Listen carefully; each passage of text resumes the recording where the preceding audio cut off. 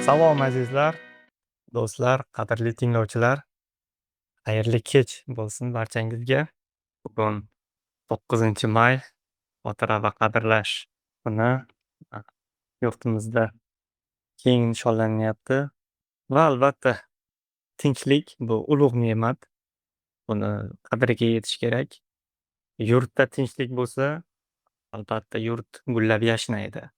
Xuddi shunday odamni yuragida tinchlik bo'lsa, gullab yashnash bu odamni tabiatida ham ko'rsak bo'ladi. Agar sizni yuragingizda, qalbingizda tinchlik bo'lsa, sizni tabiatingiz, sizni xarakteringiz, sizni muomalangiz, sizni odamlarga bo'lgan munosabatingizda a, xursandchilik bo'ladi. Shunday ekan, bu tinchlik juda ham muhim. Xo'sh, bugun efirimiz mavzusi iymonni amalda ko'rsatish deb nomladim. Xudoning kalomi bo'lgan muqaddas kitob Injilda shunday yoziladi. Amalsiz iymon jonsiz tanaday o'likdir, deydi Yoqub 2:26da. Shunday ekan, bugun iymonning amaldagi ko'rinishi haqida birodarimiz Muslim aka bugungi dasturimiz mehmoni batafsil yoritib beradi. Muslim aka, alohidamisiz? Katta rahmat ajoyib taklif uchun. Mana shunaqa birgalikda xizmat qilish imkoniyati borligidan judayam xursandman. Men ham judayam xursandman sizni efirga bo'lgan tashrifingizdan. Keling, birinchi navbatda bizda shunaqa odat bor. Yangi mehmonlar o'zini qisqacha tanishtirib o'tadi. Shunday ekan, siz ham qisqacha o'zingizni tanishtirib o'tsangiz, iymon yo'lingiz haqida, Iso Masihga kelganingiz haqida qisqacha biz bilan bo'lishsangiz. Xo'p, albatta. Xullas, qisqacha qilib aytadigan bo'lsam agar, Muslimbek to'liq ismim. Qisqacha qilib Muslim deb chaqirishadi. Oilaliman, ayolim ajoyib rafiqam bor. Xudo xohlasa 3 nafar bolani otasi bo'laman. Bundan tashqari iymon haqida gapiradigan bo'lsak agar, qanday qilib man Masihga ishonganman, qanday qilib kelganman, buni hammasi judayam chambarchas bog'liq. Mani oilam bilan, onam bilan ayniqsa birinchi bo'lib oiladan mana onam tomonidan buvim iymonga kelganlar. Undan keyin onam iymonga kelganlar.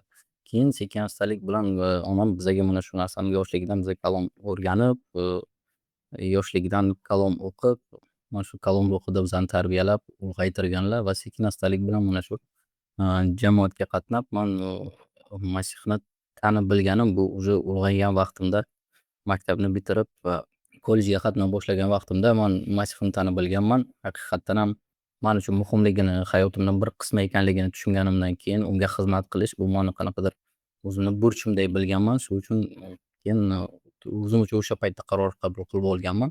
Haqiqatdan ham unga ergashmoqchiman, uni mana shu shogirdiga aylanmoqchiman va mana shu maqsadda oldinga borganman. Iymon yo'lida judayam ko'p qanaqadir qiyinchiliklarga uchragan vaqtimiz ham bo'lgan. Onam turmushga chiqqanlaridan keyin onamni judayam sho'x bo'lganliklari uchun buvim sal ertaroq turmushga berib yuborganlar 16 yoshda. 17 yoshda man dunyoga kelganman.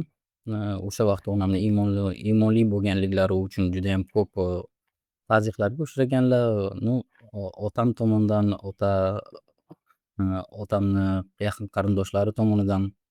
Lekin baribir onam iymondan mustahkam turganlar. Bu yo'l haqiqat, to'g'ri ekanligini bilganliklari uchun mustahkam tura olganlar va mana shu onamni iymon yo'lida bosib o'tgan yo'llari man uchun qanaqadir o'zimga o'sha yoshligidan ko'rib kelganim uchun bu narsalarni o'zim uchun qanaqadir dars bo'lgan. Shuning uchun man bu yoqda qanday desam, Xudoga sodiq qolish bo'yicha eng birinchi darslarni o'zi onamdan olganman va shu orqali onam menga yaxshi yo'l ochib bergan mana shu iymonda mustahkam turishim uchun. Albatta ulg'ayganimdan keyin otam tomonidan juda ham ko'p qarshiliklar bo'lgan. Otam hali ham bizni iymonda emas, lekin u hali ham musulmon deb hisoblaydilar o'zlarini, lekin qarshilik qilmaydilar. Bizani munosabatlarimiz hozirgi kunda yaxshi.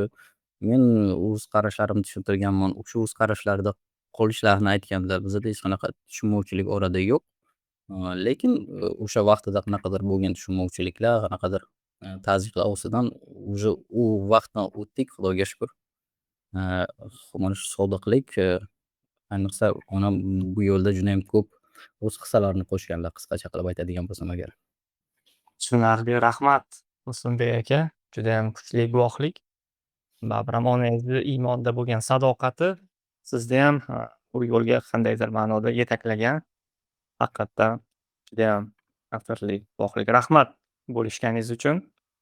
Keling unda Musumbek aka, mavzuga qaytamiz.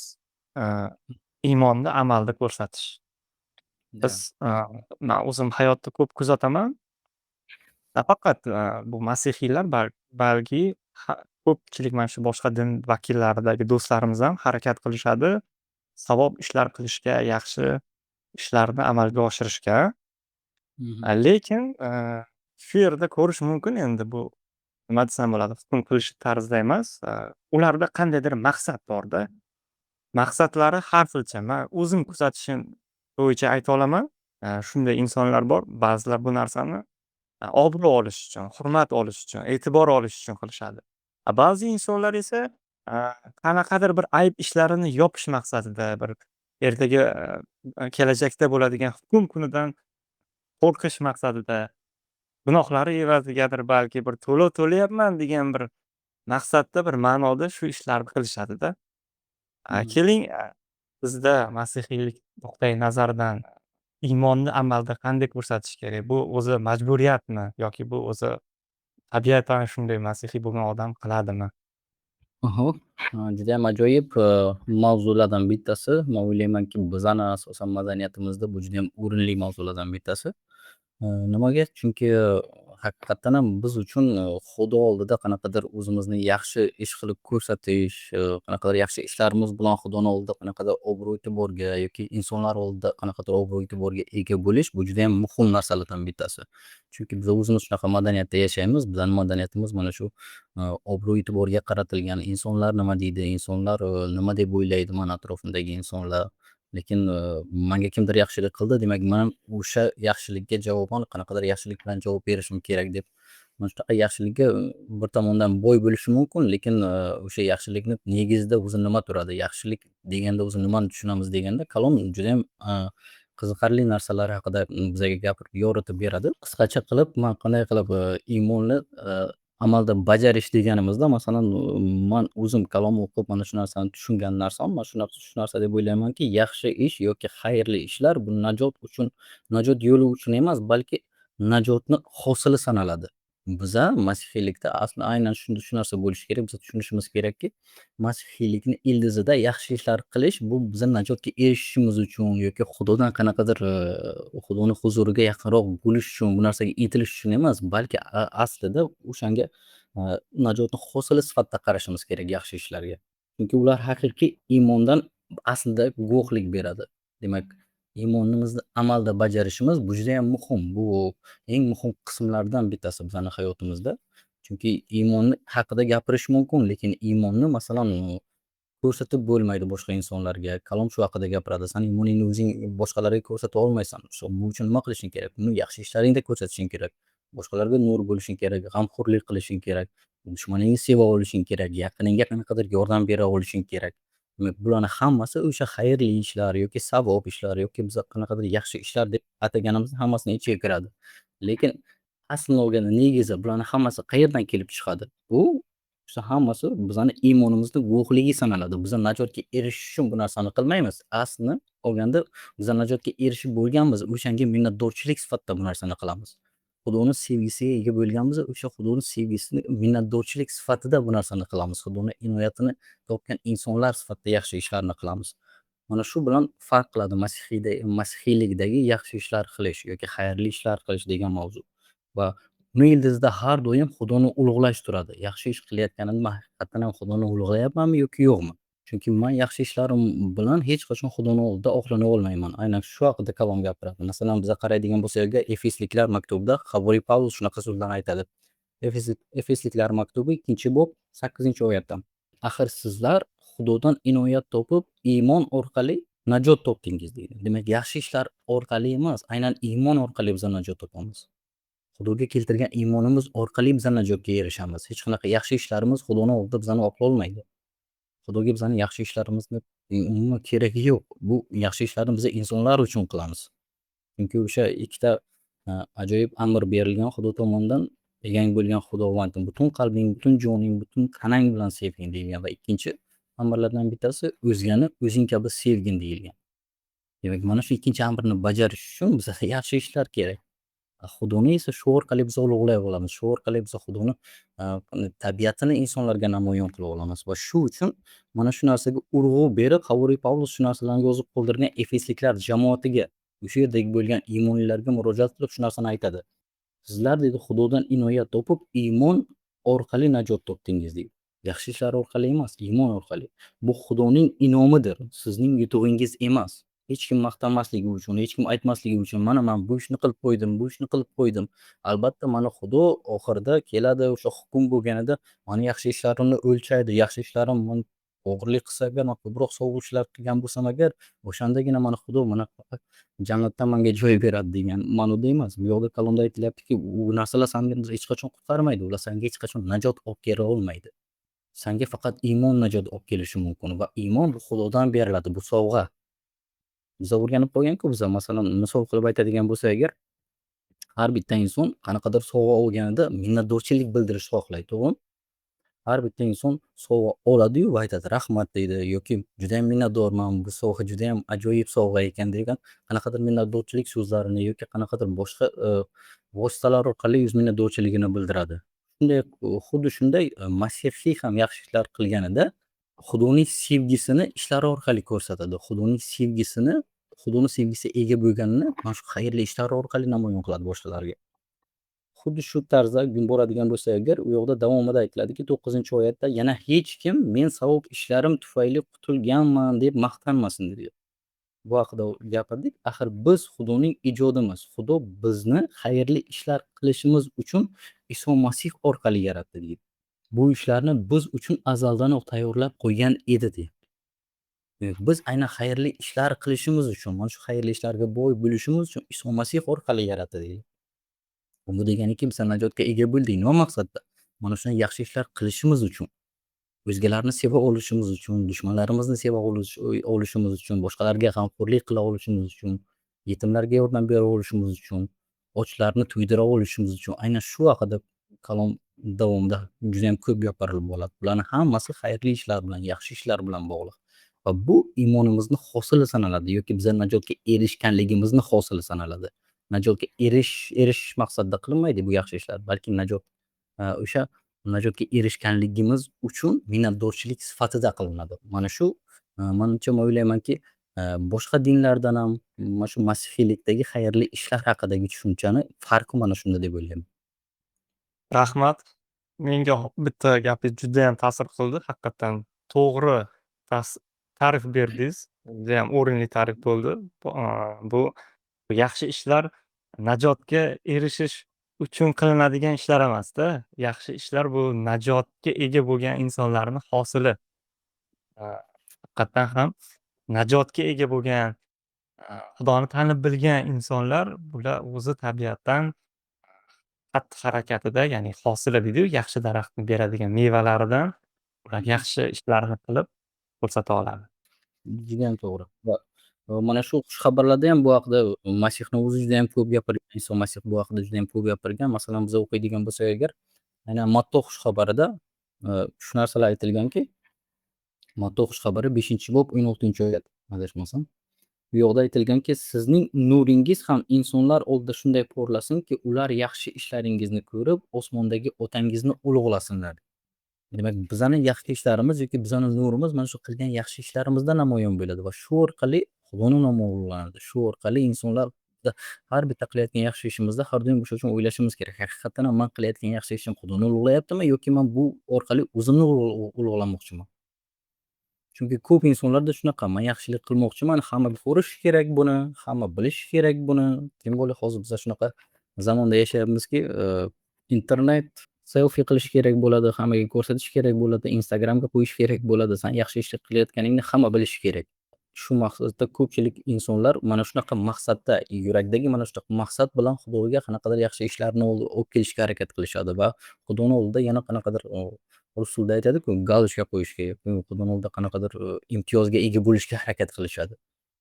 Lekin aslini olganda Xudoni biza yaxshilik ish qilayotganimizda har doim o'ylashimiz kerak. Haqiqatan ham man Xudoni nomini ulug'layapmanmi yoki yo'qmi? Man qilayotgan yaxshi ishimdan keyin insonlar Xudoni nomini ulug'lab bo'ladimi? Xudoga ming shukr deb aytib bo'ladimi? Minnatdorchilik bildirib bo'ladimi? Haqiqatan ham e, Xudo bor ekan, Xudo mani tashlab qo'ymadi, Xudo mendan g'amxo'rlik xabar oldi. Mana shu insonlar orqali, mana shu inson orqali, mana shu insonni harakatlarida, ishlarida man Xudoni ko'ra oldim deb ayta oladimi? Mana shunda farq. Agar bizani yaxshi ish qilayotgan ishlarimiz bu ko'proq o'zimiz uchun bo'lsa, ko'proq o'zimizga shuhrat keltiradigan bo'lsa agar, bunaqa yaxshi ishlarni qilish, manimcha unchalik to'g'ri deb hisoblamayman. Yana bir shunday Injilda so'zlar borku, ular shu yerda mukofotlarini olib bo'lganlar deb. Buni ya'ni buni yaxshilikka ham to'g'ri keladi. Ya'ni ular mukofotini yerda olib bo'ladida, agar ular bu narsani odamlar uchun ko'z-ko'z qilinayotgan bo'lsa, samoda emas, Xudoni huzurida emas, shu odamlarni gap so'zlari orqali ular o'z mukofotlarini olib bo'lgan hisoblanadi. Shunday ekan, yashirincha qilinishi va odam yashirincha deganda qanday? Ya'ni ko'z-ko'z qilinmasdan, chin yurakdan samimiy qilinishi judayam muhim haqiqatdan. Shunaqa so'z borki, o'ng qo'l qilayotgan ishni chap qo'l bilmasligi kerak deydi. Shu ma'noda aytilgan, nima maqsadda bu narsa aytilgan? Haqiqatan sen yaxshi ish qilyapsanmi? Sen agar haqiqatan ham bu orqali Xudoni ulug'lamoqchi bo'lsang, xayrli ish qilib, savob ish qilib Xudoni ulug'lamoqchi bo'lsang agar, demak sen haqiqatan ham uni ildizida, sani yuragingda nima turganini bilishing kerak. Albatta, ko'pchilikda shunaqa so'z paydo bo'lishi mumkin yoki shunaqa tushuncha paydo bo'lishi mumkinki, bo'lmasa yaxshi ish qilmasa ham bo'larkan-ku deb. Lekin haqiqatan ham bizani iymonimiz mana shu yaxshiliklarimizdan namoyon bo'ladi. Iymon yaxshi ishlarsiz yoki yaxshi xayrli ishlarsiz bu o'lik deyilgan kalomda. Oldin ham aytib o'tdingiz bu narsani. Judayam ajoyib joylar yoqib mana shu narsani ko'rsatganki, demak bizani iymonimiz u yaxshi ishlarimiz bo'lmasa, yaxshi ishlarimiz bilan iymonimizni tasdiqlay olmasa agar u o'likka o'xshaydi. Uni keragi yo'q bunaqa iymonni. Xuddi shunday bu manimcha iymon bilan yaxshi ishlar har doim birgalikda ketishi kerak. Hech qachon biza iymonni yuqoriga qo'ya olmaymiz yoki yaxshi ishlarni pastga qo'ya olmaymiz. Bular har doim birgalikda bo'ladi. Bular bir-birini har doim tasdiqlab boradi. Man iymonimni yaxshi ishlarim orqali namoyon qilaman. Yaxshi ishlarim orqali esa Xudoni ulug'lab bilaman. Yaxshi ishlarimda esa man iymonimni qanday desam, ko'rsata olaman boshqalar uchun. Mana shu narsalar. Hech qanaqa to'g'ri, lekin afsus, ijtimoiy tarmoqlarda boyagidek men ham ko'p kuzataman. Buni aksi, qayerga qarasangiz, shu qilinayotgan ishlarni ko'z-ko'z qilinayotgani va bu orqali qo'pol qilib aytganda ochko deymizmi, shunaqa ishlayotganini ko'rishimiz mumkin. Nu mayli, balki bu ham bir kerakdir, balki bu ham bir odamlarni yaxshilik qilishga undar qaysidir ma'noda. Lekin men bunaqa yaxshiliklarni ko'z-ko'z qilishni tarafdori emasman haqiqatdan. Bir tomondan ko'pchilik masalan aytishi mumkin, boshqa insonlar ham bilsin, boshqa insonlar ham yordam bera olsin, shu maqsadda man ijtimoiy tarmoqlarga qo'yyapman deyish deb degan nazardan masalan bu narsa qilinayotgan bo'lishi ham mumkin. Albatta bu narsani inson o'zi va Xudoni oldida o'zi muhokama qilishi kerak. Haqiqatdan ham u Xudo uchun bu narsani qilyaptimi, o'zi uchun, o'zini ulug'lash uchun qilyaptimi yoki qanaqadir obro' e'tiborga ega bo'lish uchun qilyaptimi? Demak bu o'sha xayrli ish qilayotgan inson bilan Xudoni o'rtasidagi munosabat. U o'zi hal qilib bilishi kerak bu narsani deb o'ylayman. To'g'ri. Men statistikaga judayam qiziqaman, va mana shu statistika ma'lumotlari shuni ko'rsatadiki, hozirda yetakchi mana shu xayriya ishlari bilan shug'ullanadigan davlatlar bo'ladimi, shaxslar bo'ladimi, ularda yetakchilikda masihiylar turar ekan. Aynan mana shu xayrli ishlarni qilish bo'yicha. Bu xayrli ishlar nimasi, doirasi judayam katta. Bu ba'zi joylarga suv ko'chirib borish yo shu Afrikada yoki boshqa mamlakatlarda ta'lim, oziq-ovqat, humanitar, ya'ni har qanday yaxshilikni turlari ko'p-ku endi. Yeah. Birinchi o'rinda turar ekan masihiylar bu narsa bo'yicha. Judayam katta mana shu xayriya tashkilotlari bor va birinchi xayriya tashkilotlarini ochgan ham bu masihiylar hisoblanadi. Mhm. Judayam to'g'ri bu, chunki asosiy mana shu iymonimizni boshida aytib o'tganimizdek hosili sanaladi. Man iymonimni haqiqatdan ham hosilini mana shu yaxshi ishlarda yoki xayrli ishlarda ko'rishim mumkin. Chunki man o'z iymonimni boshqalarga ko'rsatishim faqat mana shu ishlar orqali namoyon bo'ladi. To'g'ri. Muslimbek aka, bizni tinglayotgan insonlarga siz qanday, maslahat berasiz? Yaxshilik qilishning ilk qadamlarini ular qanday boshlashi mumkin? Balki u odamda shunaqa tuyg'u bo'lishi mumkin, u faqat o'zini o'ylaydigan, ego deydimi, egoistik. Mhm. Shunaqa tuyg'ularda bo'lgan odamlar bo'lishi mumkin. Ular yaxshilik qilishda ilk qadamlarini qanday boshlashi mumkin? Odamlarga sevgi ko'rsatishda qanday ular boshlashi mumkin? Ularga qanday siz birinchi ilk qadamlarni bosishga qanday maslahatlar bera olasiz? Judayam yaxshi savol. Katta rahmat ajoyib savol uchun. Men o'ylaymanki, har bitta inson Xudo tomonidan o'sha tabiatan shunaqa uh, yaratilganki, u boshqa insonlarga qayg'urish niyatida yaratilgan. Nafaqat insonlarga, mana shu tabiatga, atrof muhitga, hayvonlarga nisbatan insonda mana shu qayg'urish hissi bor. Boshqa jonzotlarda yoki boshqa hayvonlarda bunaqa qayg'urish hissi bo'lmasligi mumkin, lekin aynan insonlarda mana shu hissiyat. Bu nima uchun berilgan Xudo tomonidan? Bu albatta biza boshqalarni muhtojligiga, qanday desam, muhtojligidan shunday o'tib ketmasligimiz uchun, ko'zimizni yummasligimiz uchun. Haqiqatdan ham bugungi kunda nimadan boshlash mumkin? Shunchaki ozgina ko'zimizni kattaroq ochishimiz kerak, odamlarni muhtojligini ko'ra olishimiz kerak. Tashqarida yurayotganimda balkim kimdir man to'q bo'lib qayerdadir restoranda ovqatlanib, oilam bilan chiqishim mumkin, lekin o'sha yerdan chiqqanimdan ozgina sal chetroqqa borganimdan keyin kimdir ovqatga muhtoj bo'layotgan bo'lishi mumkin, kimdir qanaqadir kiyimga muhtoj bo'layotgan bo'lishi mumkin, kimdir haqiqatan ham qanaqadir g'amxo'rlikka muhtoj bo'layotgan, yupanchga, o'tinishga qanaqadir muhtoj bo'layotgan bo'lishi mumkin. Ba'zida insonlarga ko'p narsa kerak emas, shunchaki bizani mehrimiz kerak bo'ladi. Shunchaki eshita olish qobiliyatimiz kerak bo'ladi. Kelib shunchaki eshitish kerak insonlarni ba'zida. Shunaqa muammolar bilan kelishadi, qanaqadir muammolarni o'ziz gapirishga harakat qilishadi. Mana bunaqa muammo bo'lyapti, bunaqa muammo bo'lyapti. Balkim siz uni muammosida hech qanaqa muhim rol o'ynamasdirsiz, lekin yordam bera olmassiz, lekin uni eshitganingizni o'zi u uchun qanaqadir katta yordam bo'libdi. Mana shunaqa kichkina narsalardan boshlash kerak. Shunchaki atrof muhitga qarash kerak. Nima bilan yordam bera olaman? Nima bilan boshlay olaman? Bugun tabiatda qanaqa o'zgarishlarni qilishim mumkin? Atrof muhitda qanaqadir o'zgarishlarni qilishim mumkin? Erta uyg'onganimda axlatni o'rniga tashlashimni o'ziyam qanaqadir yaxshi ish bugungi kunda menimcha deb o'ylayman. Uyg'onding, morojniy yedingmi, boshqa narsa muzqaymoq yeb olding, boshqa narsa olding, axlatni hamma yoqqa tashlab ketish emas, kerakli joyga tashlab ketish. Mana shunaqa oddiy kichkina narsalardan boshlash. O'tib ketyapsan, boshqa birov bir narsaga muhtojmi, o'shanga berishga harakat qilgin, qo'lingdan kelgancha yordam berishga harakat qilgin. Kichkina narsalardan boshlash, katta narsalardan boshlash emas, kichkina narsalardan boshlash. Birovga yo'ldan o'tishga yordam berding, birovga qanaqadir mushkul, qiyin ahvolda tushib qolganda yordam berish, g'amxo'rlik qila olish, yoshi katta insonlarga g'amxo'rlik qila olish, muhtoj insonlarga, gapirishi qiyin bo'lgan insonlarga qanaqadir yo'l bo'yida qanaqadir kerak bo'ladigan narsalarga yordam berish. Shunaqa vaziyatlarga insonlar ba'zida ko'p tushib qoladi. O'sha vaziyatlarda qanday yordam bera olaman? Shunchaki bunaqa muhtojliklarga sezgir bo'la olish, atrof muhitga qarash, faqat o'zimiz haqimizda o'ylamaslik, balki atrof muhitga e'tibor berish. Haqiqatan ham bugun man kiryapman, supermarketga kiryapmanmi, kerakli narsalarni o'zimga olyapmanmi, manimcha Mati Tereza degan ayol shunaqa so'zlarni aytgan edi. Mana ko'changda kimdir och uxlayotgan bo'lsa agar, san menga o'zingni imoning haqida gapirib o'tirma deydi.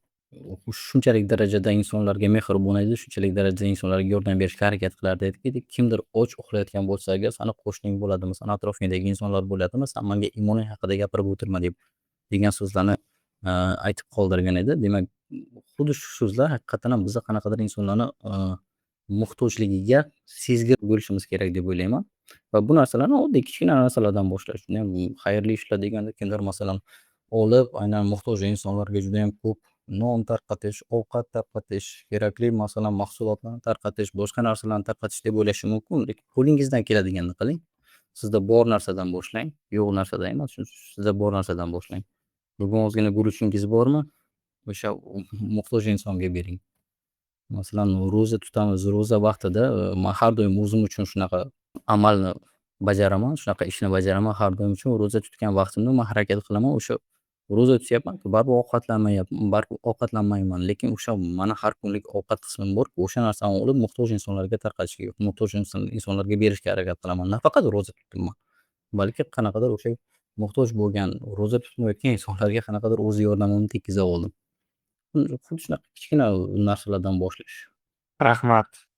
odamlar haqiqatdan birinchi navbatda ko'ra olishni bilishi kerakda. Shunaqa atrofda, jamiyatda, yon atrofida, shunaqa muhtoj insonlarni ko'ra ola bilishi kerakda. Shunaqa Mhm.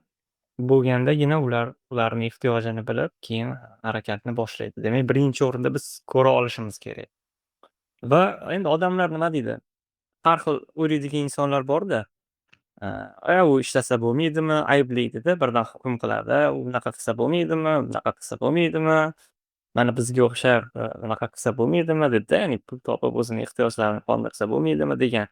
Yana bir toifadagi insonlar bor, bular, menga hech kim e'tibor qaratmayapti. Men o'zim muhtojman. Men o'zim, shunaqa narsalarga muhtojman dedida.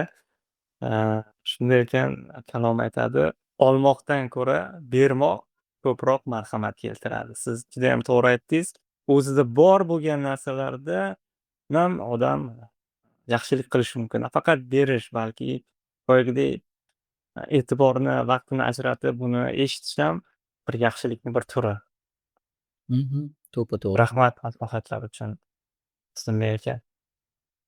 Mana shu kalomda yana shunaqa joylar borki, yaxshilik qilayotganimizda biz hech qachon o'ylamasligimiz kerakki, bo'ldi man yaxshiligimga hech kim e'tibor bermayapti, shuncha qildim, mandan foydasi yo'q. Ba'zida shunaqa vaziyatlarga inson tushib qoladi, ko'rganman. Shuncha yaxshilik qildim, inson o'zgarmadi, hech qanaqa foydasi bo'lmadi. Unga yordam berishga harakat qildim, pul tomondan yordam berishga harakat qildim. U baribir ichkilikka botib ketdi, boshqa narsa bo'lib ketdi deb judayam ko'p insonlardan eshitaman. Va shu vaziyatlarda kalom judayam yaxshi maslahatlarni manimcha beradi deb o'ylayman. Agar biz o'qiydigan bo'lsak, yana o'sha Havoriy Pavlus Galatiyaliklar maktubida 6-bob 9-oyatda manimcha adashmasam, shunaqa so'zlarni aytadi. Shunday ekan, yaxshilik qilishdan charchamaydi deydi. Agar holdan to'yib qolmasak, o'z vaqtida buning hosilini o'rib olamiz. Demak, hali fursat bor ekan, hammaga, ayniqsa Masih xonadoniga tegishli bo'lganlarga yaxshilik qilaveraylik. Balkim ba'zida shunaqa vaziyatlar bo'ladiki, puling tushib qolishi mumkin, charchashing mumkin. Bu inson o'zgarmaydi, bu insonga shuncha yordam berdim, baribir shunaqa o'rganib qolgan yoki tashqaridagi ba'zi bir uysiz odamlarga ba'zida shunaqa vaziyatlar bo'ladi. Yordam berasan, harakat qilasan, yuzaga keltirasan, ichkilikni tashlasan, chekishni tashlasan. Shunaqa vaziyatlar bo'lgan. Judayam ko'p insonlarga o'zim yordam berganman. Ichkilik chekishni tashlagan, umuman, qanday desam, dokumentlari bo'lmagan insonlarga yordam berganman. Pasport qilganmiz, hamma dokumentlarni taxlaganmiz, keyin vaqt o'tgandan keyin yana ichkilikka berilib ketgan. Shunaqa vaziyatlarda o'zim ham tushib qolgan vaziyatlarim bo'lgan. Insonlar nima qiladi? Insonlar qo'lini tushirib yuboradi. Insonlar bo'ldi, bunaqa insonlarga yordam berishni foydasi yo'q deb umuman hayotidan o'chirib yuboradi mana shunaqa insonlarni. U insonlarga yaxshilik qilish vaziyatini o'chirib yuboradi. Va shu insonlarga qarata aynan Havoriy Pavlus shunaqa narsalarni aytadiki, yaxshilik qilishdan hech qachon charchamanglar. Holdan toygan bo'lsangizlar ham, qo'llaringiz tushgan bo'lsa ham hech qachon charchamanglar deydi. Chunki vaqti kelganda buni hosilini ko'rasizlar. Vaqti kelganida hosilni o'rib olasizlar deydi. O'sha uchun hech qachon bu narsani qilishdan charchamanglar deydi. Fursat bor ekan, vaqt bor ekan, demak biza har doim yaxshilik qilishga harakat qilishimiz kerak va intilishimiz kerak deydi. Bu har doim Xudoga maqbul bo'lgan ishlardan bittasi. Demak, xayrli ishlar qilish bu judayam Xudoga yoqadigan ishlar. Lekin aynan maqsad Xudoni ulug'lash bo'lishi kerak. Shunchaki o'zimizni qanaqadir foydamizni ko'zlab yoki qanaqadir o'zimizni qanaqadir niyatlarimizda emas, balki haqiqatan ham Xudoni ulug'lash niyatida bu narsani qilishimiz kerak. To'g'ri aytdingiz. Men ham shunaqa voqealarni nima deydi, boshdan kechirganman. Ba'zida a, shu yaxshi ishlarni qilganingizda shu insonlarni tabiatida o'zgarishni ko'rmaysiz. Ular xuddi boqimandaga o'xshab sizni qo'lingizga qarab qoladi va nima deydi, keyin talab qilishni boshlaydi-da, даже birikkalar уже shunga qarab bo'lib qolgandan keyin. Bu narsada ham Xudo o'zi donolik berishi kerak, sabr toqat bilan. O'zi eng katta mo'jiza ham, odamni o'zgarishi. Va biz bu qilayotgan yaxshiliklarimizda sadoqat bilan turib, sodiqlik bilan turib, sabr qilib, Xudoga umid bog'lasak, albatta u inson o'zgaradi. Dunyoqarashi o'zgaradi. Xudo qodir bu narsaga. Chunki yaqqolman bunaqa guvohliklarni juda ko'p ko'rganman. Shu haqiqatdan ham alkash bo'lgan, narkoman bo'lgan, o'g'ri bo'lgan, qamoqda bo'lgan insonlar Xudoga keldi, iymonga keldi va ularni hayoti o'zgardi. Agar ana shu qamoqda bo'lgan, narkoman bo'lgan yoki mana shu alkash bo'lgan insonlarga e'tibor qaratilmaganda, mehr ko'rsatilmaganda, sevgi ko'rsatilmaganda, a, ularni hayotiga bilmadim, Xudo kirib kelmasdi. Shunday ekan biz qilgan ishlarimizda biz Xudoni nomini ulug'lab, Xudoni elchilari bo'lib ularga kelamiz. Shunday ekan bu ishda man bizni tinglovchilarimizni ham ruhlantirmoqchiman. Hech qachon charchamang. Hech qachon bu narsa samarasiz bo'layapti, bu odam bunaqa bo'lyapti demang. Doim buni Xudo uchun qilyapman. Xudoyim sen qodirsan bu insonni o'zgartirishga, bu insonni qalbiga, yuragiga kirib borishga, najot berishingga ishonaman deb, harakatda davom etishimiz kerak. To'ppa-to'g'ri. Ö, aynan mana shu narsalar, mana shu ruhlantirish haqida gapirdingiz, judayam yaxshi narsa. Haqiqatdan ham biz ruhlantirishimiz kerak bunaqa insonlarni, qo'li tushib qolgan insonlarni, yaxshilik qilishdan charchagan insonlarni. Haqiqatdan ham yana qayta mana shu ishlarni qilishga undashimiz kerak. Qo'ldan kelgancha yordam berishimiz kerak. Yaxshi ishlar, xayrli ishlar qilishga har doim ochiq bo'lishimiz kerak. Bu haqida masalan Kalomda Ibroniylar maktubida ham xuddi shu narsani aytadi. Ba'zida biz yaxshi ishlarni qilamiz-ku, lekin bu narsani hech kim ko'rmayapti, hech kim bilmayapti deb o'zimizga o'zimiz nima qilishimiz mumkin. Lekin birinchi o'rinda baribir Xudo uchun qilamiz deb aytamiz-u, lekin baribir inson-ku biz, inson sifatida insonlar qanaqadir qilgan mehnatini qadrlashini xohlaydi, qilgan mehnatini insonlar qanaqadir e'zozlashini xohlaydi. Shu uchun qanaqadir ozgina bo'lsa ham e'tibor, rahmat eshitishni xohlaydi-da. Ba'zida qilgan ishlarimiz uchun umuman rahmat eshitmasligimiz mumkin. Xayrli ishlarimiz uchun balkim bo'xton eshitishimiz mumkin. Insonlar bo'lmagan, uydirma gaplarni aytishi mumkin. Bu maqsadda qilyapti, u maqsadda qilyapti, uni xayoli boshqa, bu maqsadda qilyapti degan so'zlarni eshitishimiz mumkin va o'shanda ham kalom bizga qanaqadir dalda beradi, har doim yordam beradiki, har doim mana shu joy man o'zimga o'zim eslatib turamanda. Ibroniylar maktubida shunaqa joylar aytilganki, 6-bob 10-oyatda. Shunaqa joyda aytilgan: "Axir Xudo adolatlidir" deyilgan. U sizning ishingizni unutmaydi. Unga bo'lgan muhabbatingiz tufayli azizlariga qilgan va qilayotgan xizmatlaringizni yodida tutadi deydi. Demak, Xudo hech qachon bu narsani unutib qo'ymaydi. Balkim insonlar ko'rmayotgandir, balkim insonlar qadrlamayotgandir, lekin Xudo albatta har bitta qilayotgan ishimizni biladi. Har bitta kichkina qilayotgan yaxshiligimizni biladi. Va Xudo bu narsani ko'rib o'tiribdi va hech qachon unutmaydi bu narsani. Va vaqti kelganida o'shanga yarasha biza mukofotini olamiz. Amin. A, Sunday aka, unda keling biz efirimizni yakunlov qismiga o'tadigan bo'lsak, Mhm. mana shunday savob ishlari orqali najotga erishaman deb yurgan insonlarga yoki savob ishlari orqali qanaqadir bir obro' e'tibor qozonishga harakat qilayotgan insonlar bo'lsa agar, ularga qanday nima deydi, maslahatingiz yoki tilaklaringiz bo'lsa oxirida aytib o'tsangiz. Men o'ylaymanki, boshida aytib o'tganimdek, haqiqatdan ham inson najotga erishishni xohlasa, qanaqadir Xudo unga yaxshi munosabatda yoki qanaqadir Xudoni huzurini his qilishni istasa agar, haqiqatdan ham o'zini yuragi bilan ishlashi kerak. Nima maqsadda man bu yaxshi ishlarni qilyapman? Haqiqatdan ham Xudodan qanaqadir imtiyoz olish uchunmi? Xudodan qanaqadir yordam, marhamat yoki qanaqadir a, baraka olish uchun bu narsani qilyapmanmi? Yoki shunchaki insonlarni muhtojligini ko'rdim, insonlar birodaringni sevgin, dushmaningni sevgin. Mana shu yaqiningga yaxshilik qilgin degan joylarni ko'rganimda, haqiqatdan ham shu narsaga kuyungan holda yoki qayg'urgan holda bu narsani qilyapmanmi? Bu insonlarni ko'proq yuragi bilan bog'liq. Mana shu insonlarga biza nima ayta olamiz? Najotga erishish uchun emas yoki najot yo'lida emas, balki haqiqatdan ham yaxshi ishlar man qilyapman. Nima uchun? Man Xudoga minnatdorchilik sifatida qilyapman. Xudoni nomini ulug'lash uchun qilyapman. Mayli, mana shu qilgan ishlarimda Xudoni nomi ulug'lansa, insonlar mana shu orqali Xudoga shukrona aytsin, minnatdorchilik bildirsin, Xudo borligini unutmasin. Chunki ko'p insonlarning hayotida shunaqa vaziyatlar bo'ladiki, o'zini muammolariga botib ketganidan keyin, qanaqadir hayotiy muammolar, qiyinchiliklarga duch kelganidan keyin o'ylaydiki, bo'ldi, Xudodan sovib qoladi. Xudo meni tashlab qo'ydi, Xudo menga e'tibor bermayapti, Xudo qayerga qarayapti? Nimaga Xudo mana bunaqa qilib qo'ydi? Man butun umrim davomida yaxshi yashashga harakat qildim, to'g'ri yurishga harakat qildim deb. Aynan o'sha yaxshi ishlarini Xudoni oldida ko'rsatishga harakat qiladi. Lekin bizani yaxshi ish qilgan yaxshiliklarimiz Xudoni oldida hech qachon bizani oqlamaydi. Balki Xudo keltirgan iymonimiz bizani oqlaydi. Kalom aynan shu haqida gapiradi. Biza iymon orqali najotga erishamiz. Yaxshi ishlarimiz orqali emas. Yaxshi ishlarimiz orqali biza hech qachon najotga erisha olmaymiz. Xudo eski ahdda ham manimcha aytilgan. Xudoga keragi yo'q bu narsalarni. Taka buqalarni qoni kerak emas menga deydi. Taka buqalarni keltirilgan kuydirilgan hidi kerak emas menga deydi. Chunki nima uchun? Bu narsalar hammasini Xudo o'zi yaratgan. Man bu narsalar orqali Xudoni nima desam hayratlantira olmayman. Xudoni qanaqadir Xudo bu narsalar hammasidan ustun, buyuk Xudo. Chegarasiz tog'larni, bu ko'rib turgan hamma narsamni, yer, osmon, ko'kni, koinotni hammasini yaratgan.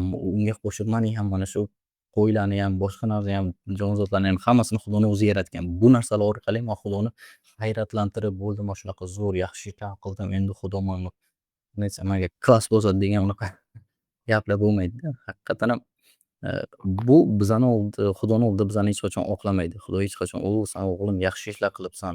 San endi jannaga kirasan" deb aytmaydi. Balki haqiqatan ham sendan so'raydi. Mana shu yaxshi ishlar nima uchun san qilding? Shunchaki o'zingni ko'rsatish uchun qildingmi? Xudo yuragimizga birinchi o'rinda e'tibor beradi. O'sha uchun beradigan maslahatim yurakka e'tibor beraylik. Nima maqsadda bu narsalarni qilyapmiz? Bir narsaga ega bo'lish uchunmi? Najotga ega bo'lish uchunmi? Xudoni oldida qanaqadir imtiyozlarga ega bo'lish uchunmi? Yoki haqiqatan ham bu narsa Xudo bergan amirlardan bittasi ekanligimizni, mana iymonimni qanaqadir hosil ekanligidan kelib chiqib bu narsani qilyapmanmi? Shunchaki har bitta inson o'z yuragida bu narsalarni judayam chuqurroq o'ziga o'zi savol berib, Xudo bilan gaplashib, Xudo bilan munosabatda bo'lib, yechib olishi kerak deb o'ylayman har bitta inson. Va o'shandagina aniq tushunib yetadi haqiqatan ham mani qilayotgan ishlarim Xudoni tomonidan oqlamaydi. Bu narsalar orqali man Xudoni nima desam hayratlantirib, Xudoga manga yaqinroq bo'lishiga olib kelmaydi hech qachon. Man unga bo'lgan iymonim uni oldida mana qanaqadir solih bo'lishimga yordam beradi. Va solihlik o'z-o'zidan qanaqadir yaxshi ishlar qilishga mani chorlaydi. Qisqacha agar tushuntirib berib bilgan bo'lsam. To'g'ri. Rahmat, Ismbek aka. Katta rahmat. Haqiqatan ham, Ibrohimga ham Xudo aytadi, sani iymoning seni oqlaydi deydi. Ya'ni Xudo Ibrohimni iymoni orqali unga najot berdi. Va odamlar hozir aynan a, mana shu savob ishlari orqali najotga erishmoqchi bo'lgan odamlarga xulosa qilib, shuni aytmoqchimanki, bu savob ishlar hech qachon qilgan sizlarni gunoh ishlaringizni yuvmaydi degan gapni aytadigan bo'lsak. Chunki kalom aytadi, gunohning evazi o'lim. Tamom, bu yerda gunohning evazi o'lim. Gunoh uchun odam o'lishi kerak. Xudoning in'omi esa Rabbimiz Iso Masih orqali beradigan abadiy hayotdir. Amin. Muqaddas kitob Injil Rimliklar 6:23-oyatda shunday yozgan. Demak, bizni eshitayotgan tinglovchilar shu narsani hech qachon yodingizdan chiqarmang. Yaxshi ishlar, savobli ishlar qilishimiz kerak. Bu agar siz tabiatan shunday bo'lasiz, agar Xudo bilan munosabatda bo'lsangiz, iymonda mustahkam bo'lsangiz, najotga ega bo'lgan bo'lsangiz, Iso Masih sizda bo'lsa, albatta siz bu narsani harakatlaringiz bilan amalda ko'rsatasiz. Lekin siz o'ylamang hech qanaqangi savob ishlar orqali, yaxshi ishlar orqali, odamlarni duosi orqali siz najotga erisha olmaysiz. Chunki adolatli bo'lgan Xudo har bitta bizni qilgan ishlarimiz uchun nima deydi, badal talab qiladi. Chunki adolat shundan iborat. Gunoh qilindimi, unda badali to'lanishi kerak. Bu badal esa bu jon, bizning jonimiz bo'ladi. Agar siz Iso Masihni Rabbim va najotkorim deb uni o'lganiga, sizni gunohlaringiz uchun va qayta tirilganiga iymon keltirmagan ekansiz, siz najotga ega bo'la olmaysiz.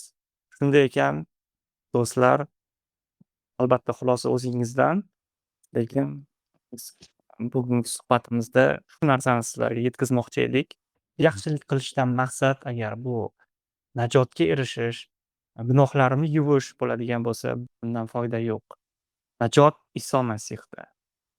Najot biz sizni butun insoniyatni gunohlari uchun jon bergan zotda. Aynan shu zotga iymon keltirish orqali, aynan shu zotni hayotingizga chaqirish orqali siz najotga ega bo'lasiz. Bundan keyin hayotingizda siz o'zi tabiatingizda o'zi yaxshi ishlar qilishga, avtomatik shunaqa bo'lasiz o'z-o'zidan. Sozlangan bo'lasiz. Shunday, shunday aka. Sizga ham rahmat, shunday aka, qimmatli vaqtingizni, ajratganingiz uchun, efirimizda mehmon bo'lganingiz uchun minnatdorman. O'ylayman, tinglovchilarimiz uchun ham bugun to'g'ri va manfaatli suhbat bo'ldi. Katta rahmat taklif uchun. Ajoyib mana shunaqa birgalikda xizmat qilish, kalom o'rganish imkoniyati borligi uchun minnatdorman. Unda keling, bitta duo qilsangiz bizda tinglovchilarimizni, shu bilan efirimizni yakunlaymiz ibodat bilan. Xo'p. Ota Xudo sendan minnatdor biz haqiqatdan ham bizaga mana shunday kaloming orqali ochiqlikka berganing uchun, mana shu mavzuni yana ko'proq yoritganing uchun sendan minnatdormiz. Haqiqatdan ham biza sani oldingda o'z gunohlarimizni yuvish uchun yoki qanaqadir imtiyozlarga ega bo'lish uchun, najotga erishish uchun qanaqadir yaxshi ishlarimiz orqali san oldiga kelishga harakat qilamiz. Shunchaki o'zimiz qandayligimizcha emas, balki yaxshi ishlar qilib san oldiga kelishga harakat qilamiz. Lekin san kalomingda aytgansan, biza faqat iymonimiz orqali sanga bo'lgan mana shu Xudoning o'g'liga bo'lgan iymonimiz orqali faqat sanga najotga erishishimiz mumkin. Shuning uchun haqiqatan ham bizani yuraklarimiz bilan ishlagin, har bitta mana shu yoqda efirda bo'layotgan insonlarni o'zing marhamatlagin, ularni oilalarini marhamatlagin. Ularni o'rtacha yuraklari bilan ishlagin. Haqiqatan ham bizani yuragimizni tub-tubida mana shunaqa yaxshi ishlarimiz orqali biza qachonlardir jannatga erishamiz, savob ishlar qilib qachonlardir gunohlarimizdan forig' bo'lamiz degan maqsadlar bo'ladigan bo'lsa agar, mana shu kalomingda o'qiganimizdek bu tushunchalar bizani hayotimizni butkul qanaqadir o'zgartirishi uchun, bu tushunchalar bizaga qanaqadir to'g'ri qarash berishi uchun o'zing yordam bergin. Har bitta insonga otajon o'zing yaxshi ishlar qilishdan charchagan insonlarga o'zing qo'llab-quvvatlagin, yaxshi ishlar qilishga bizani har doim undab borgin. Hamma narsa sani qo'lingda. Haqiqatan ham butun jonzotlarni, bugun insoniyatni san yaratganingga o'xshab, demak, bugun shu insoniyatni yaratgansan, butun dunyodan g'amxo'rlik qilish uchun, insonlardan g'amxo'rlik qilish uchun. San bizga amr bergansan. Sani sevish va yaqinimizni, birodarlarimizni, o'zgalarni o'zimiz kabi sevish ne'matlarini bergansan. Demak, mana shularni hammasini bajarish uchun biz albatta xayrli ishlar, savob ishlar qilishimiz kerak. Va bu ishlarni mana shu negizida yoki bu ishlarni masalan asosiy maqsadi bu sani nomingni ulug'lash bo'lishi kerak. Va bu har doim mana shunaqa tushuncha bilan yaxshi ishlar qilish, xayrli ishlar qilish bilan san oldiga kelishga otajon yordam bergin. Toki sani huzuringni mana shu insonlarga yaxshilik qilib, insonlarga sani buyukligingni, sani chegarasiz ekanligingni va sanga bo'lgan iymon bizani najotga olib kelishi mumkinligini tushuntirish orqali yoki mana shu yaxshi ishlarimiz orqali namoyon qilishga bizaga yordam bergin. Hamma narsani faqat sani muqaddas qo'llaringga topshiramiz va biza hammamiz birgalikda ibodat qilamiz. Iso Masih nomi bilan. Amin. Amin. Rahmat. Shunday aka. Qadrli Rahmat. tinglovchilar, keyingi efirlarda sizlar bilan ko'rishguncha deb qolaman. Barchalaringizga Xudo yor bo'lsin.